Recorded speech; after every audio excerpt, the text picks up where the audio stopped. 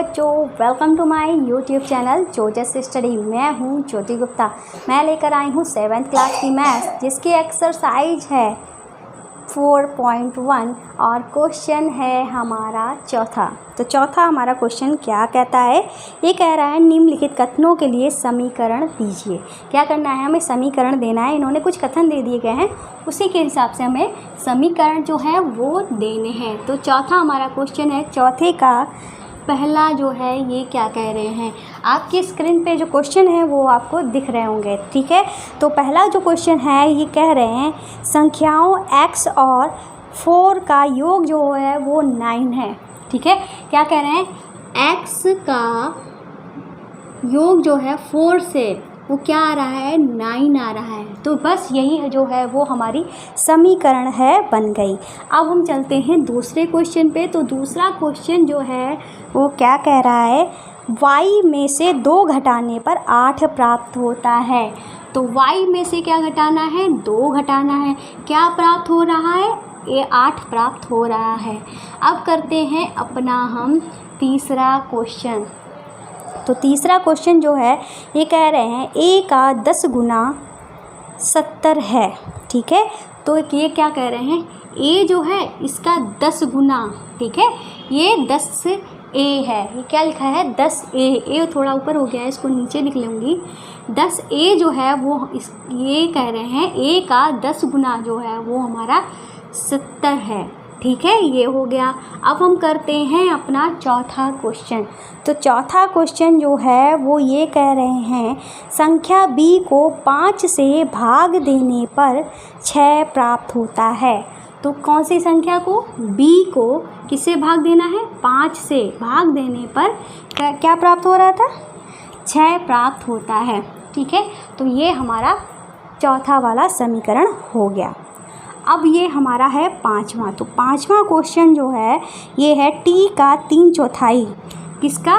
t का 3/4 मतलब 3/4, इसी के गुणे में लिख दिया जाएगा। t का 3/4 जो है कितना है? 15 है, ठीक है। तो ये हो गया हमारा समीकरण अगला वाला। अब हम करते हैं छठा वाला। तो छठा वाला क्वेश्चन जो है वो क्या कह रहा है? कह रहा है m का 7 गुना और 7 का योगफल आपको 77 देता है। मतलब m का 7 गुना, किसका? m का 7 गुना, 7m हो गया है m का 7 गुना।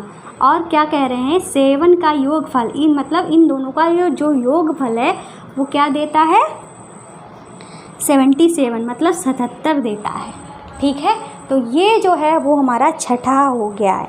अब हम करेंगे अपना 7वां क्वेश्चन। तो 7वां क्वेश्चन जो है ये क्या कह रहे हैं? ये कह रहे हैं कि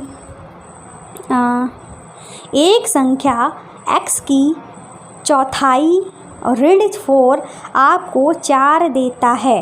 तो x की चौथाई, ठीक है, x की चौथाई मतलब 4, ठीक है, और ऋण 4 ये हमको क्या देता है? ऋण 4 जो है वो हमको देता है 4 देता है। ये है हमारा कौन सा? छठा वाला क्वेश्चन, ठीक है। तो 1 मिनट रुक जाना भाई साहब।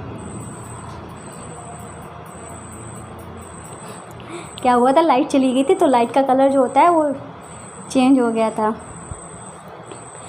तो क्या करते हैं? ये हो गया हमारा 7वां क्वेश्चन। अब करते हैं हम अपना, इधर कर लेते हैं, चाहे तो इधर ही कर लेते हैं, 8वां क्वेश्चन। तो 8वां क्वेश्चन जो है वो ये कह रहे हैं यदि आप y के 6 गुने में से 6 घटाएं तो आपको 60 प्राप्त होता है। तो y का 6 गुना मतलब 6 से गुणा कर दी, में से 6 घटाएं तो क्या प्राप्त होता है? 60 प्राप्त होता है, ठीक है। ये है हमारा क्वेश्चन, हो गया। अब हम करते हैं अपना 9वां क्वेश्चन। तो 9वां क्वेश्चन है ये कह रहे हैं यदि आप z के 1/3 में 3 जोड़ें तो आपको 30 प्राप्त होता है।